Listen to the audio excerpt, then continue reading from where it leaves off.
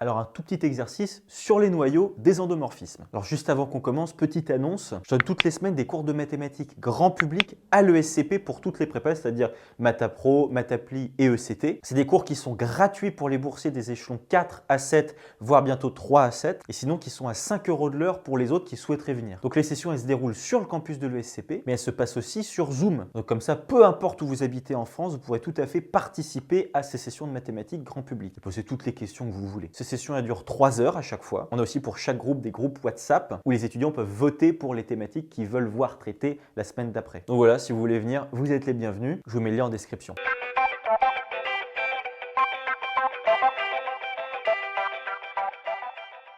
Voilà, on prend E, un R espace vectoriel de dimension n, et on prend F, un endomorphisme de E, et il faut montrer là toute cette inclusion qui est ici, qui est vraiment une inclusion classique de chez classique à maîtriser sur le bout des doigts, vraiment. Et là, pour montrer toutes ces inclusions, en fait, ce qu'on va faire, c'est, on va dire, montrons que ker de F à une certaine puissance est inclus dans ker de F à la puissance juste après. En fait, ce qu'on doit montrer, c'est ça pour tout J qui appartient à grand N étoile. Et nous, si on veut montrer ça, qu'est-ce qu'on va faire? On va prendre un élément qui appartient à ça et on va montrer que nécessairement, il appartient à lui. Vous allez voir, c'est super simple. Donc voilà, c'est parti. Je vais dire soit J qui appartient à N étoile, on va montrer que ça. Montrons qu'on a ça. Et comme on aura pris un J dans N étoile, ce sera vrai pour n'importe quel J. C'est une logique qui ressemble un peu à celle de la récurrence, si vous voulez. Mais là, c'est beaucoup plus immédiat. Donc voilà, d'abord, je prends X, un vecteur qui appartient au noyau de f puissance j. Attention, lorsque je dis puissance j, ça veut dire f rond f rond f rond f, etc.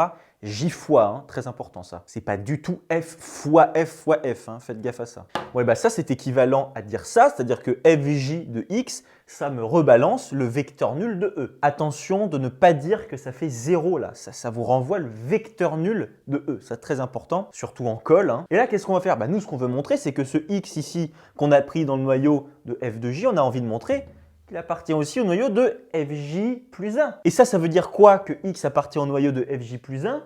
Ça veut dire que f de j plus 1 évalué en x, ça rebalance le vecteur nul. Là, en partant de là, qu'est-ce qu'il suffit de faire? Il suffit tout simplement d'appliquer f. Voilà, on a appliqué f à gauche et à droite. Et là, qu'est-ce que ça va nous donner? Là, on va voir f rond fj, ça va nous donner quoi? Ça va nous donner évidemment fj plus 1 de x et f du vecteur nul. Comme f est un endomorphisme de E, ça rebalance nécessairement par définition le vecteur nul. Donc on a ça, et ça c'est la définition même du fait que x appartient au noyau de fj plus 1. Donc voilà, x appartient bien au noyau de fj plus 1, d'où l'inclusion qui est ici, mais cette inclusion-là, elle est vraie nécessairement pour tout j qui appartient à n étoiles, et donc on va bien avoir toute cette série-là, toute cette suite d'inclusion. Et donc voilà, et ça finit ce petit exercice.